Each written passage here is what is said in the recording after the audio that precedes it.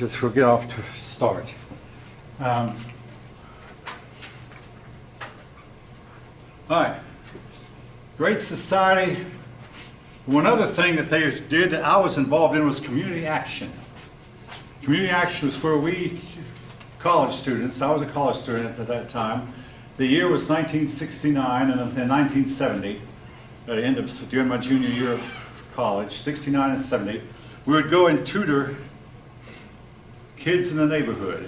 We'd meet at a certain place, some place like a church or even a school, and I would tutor these young boys and girls, teach them math. Then the next time I saw them, I'd ask them, what did you learn, or how did you do on that test you had?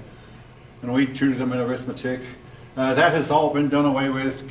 That was community action.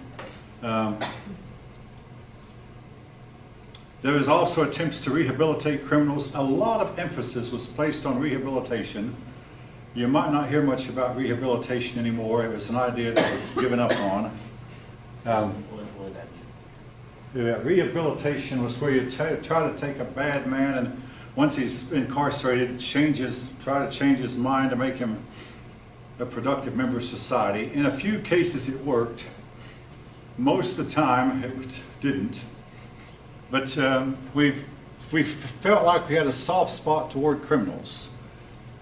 The death penalty was all but outlawed for 10 years, from 1967 to 1977. There were no executions performed.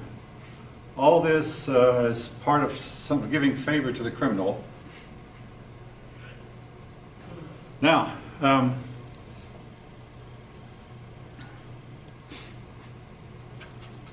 it was a time when a lot of students protested the Vietnam War, which we're going to have more to say about in the next chapter. Well, I want to say something now about the Vietnam protest. During World War I, we curtailed freedom of speech. We won. World War II, we also jailed people who disagreed with the war. We won. Vietnam, we allowed protest, and we lost. Maybe allowing protest was not the only reason that we lost, but the North Vietnamese went through a period of discouragement. They thought, how can we whip the United States? Russia wasn't giving them any help. China was not really helping them, and they were having to fight the United States and Great Britain and Australia and South Korea alone. And they thought, how can we win? Then they noticed the college students on U.S. campuses protesting. And they said one to the other, hey, if we can hold out long enough, their kids will force them to quit fighting. And that's exactly what happened. The college students, the anti-Vietnam War protests got really, really loud. And after a while, the war stopped. Johnson's administration, Lyndon Johnson grew up during the Depression. And Franklin Roosevelt was his ideal, and he honestly believed, sincerely and truly believed, that if you could get people prosperous, they'd be happy. Nothing turned out to be farther from the truth. During Johnson's administration, he spent money on his welfare programs like crazy. And I recall we were having to subscribe to U.S. News and World Report in my senior year of high school, and one of the magazines had the title of Good Times, but the people are unhappy. There was a whole lot of unrest due to two things, the Vietnam War and civil rights. The Supreme Court stepped in and made a lot of decisions that favored the blacks. The black people got more rights, and as the blacks got more rights, so did gays and lesbians. As they got more rights, so did women, so did the American Indian, so did Chicanos and other foreigners. Civil rights greatly improved. However, there was a lot of race rioting in the streets. A lot of it, your book says, owing to the fact that most policemen were white, and every time there was an altercation between a white policeman and a black man or a black person, you could expect riots to follow, and they did. Riots occurred in Newark, New Jersey, Youngstown, Ohio, Middletown, Ohio, Detroit, Michigan, and folk, if you notice, I'm naming mostly northern cities. When the civil rights movement started, it started in the South, and the Northerners pointed a finger to Southerners and said, all right, you deserve it. Then all of a sudden the rioting hit the northern cities with more fury than it ever hit the southern cities. Ooh. And one northern newspaper man said, we apologize to you Southerners. We blamed your problems on your racism and your conservative southern governors, and now we're having it worse than you are. But rioting occurred. Now, the Supreme Court, so I've got to elaborate on that a little bit. You may, hopefully you all are aware, the Supreme Court can make a decision 5-4, and it becomes the law of the land. You might say, can't a Supreme Court decision be overturned? It's very difficult. A few have. The last decision that was overturned by a constitutional amendment occurred in 1912. The decision, Congress passed an income tax law. The Supreme Court said it was unconstitutional. So Congress took years, passed an income tax amendment. The amendment that gave the government power to tax your income, and I believe it's something like the 17th Amendment, I believe. And that took years, but that was the last time a Supreme Court decision was overturned. What is the point I'm making? The Supreme Court today makes all of our moral decisions for us. And some of the decisions they have made have been utterly zany, utterly foolish.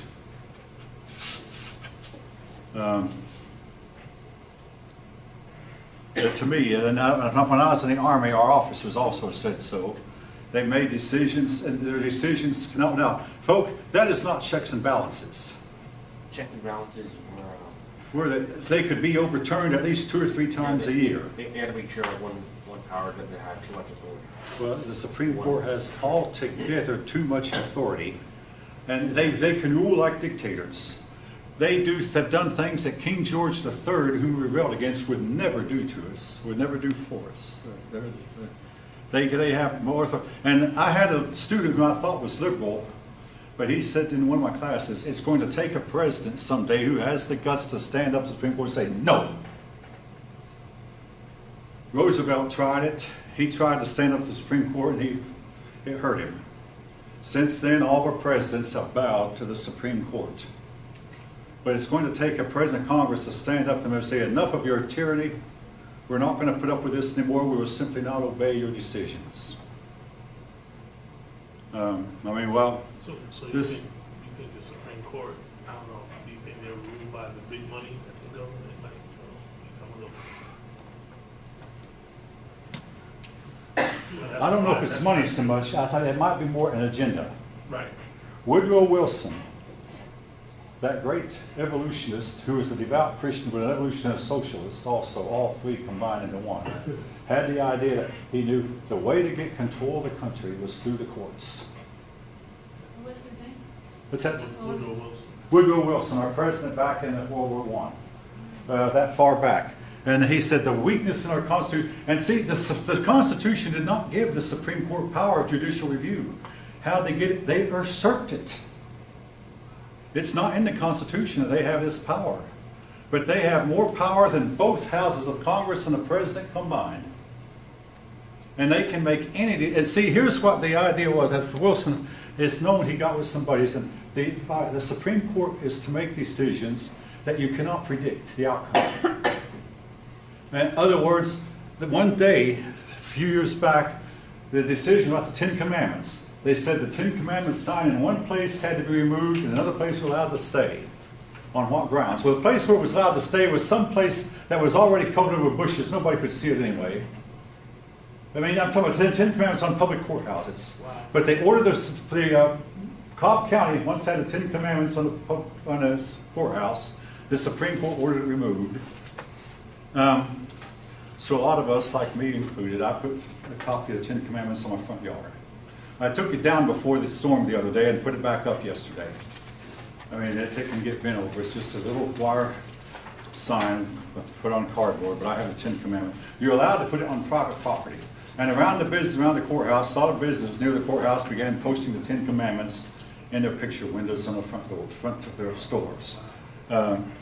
Basically in defiance of the Supreme Court. My church will give you a copy of the Ten Commandments if you want to post it. I don't believe many people do, but I do. But they outlawed. Ten Commandments are not allowed to be read or posted on public schools or any kind of public property. Again, due to a Supreme Court decision, but this was not voted on, which brings me up to they outlawed any form of Christian expression in public school. Now, folk, I'm old enough to remember, at one time, students, the teacher would read a passage from the Bible in a public school, and students would recite the Lord's Prayer. This has since been outlawed, and folk, I have to say that since it was outlawed, the public schools have gone downhill badly.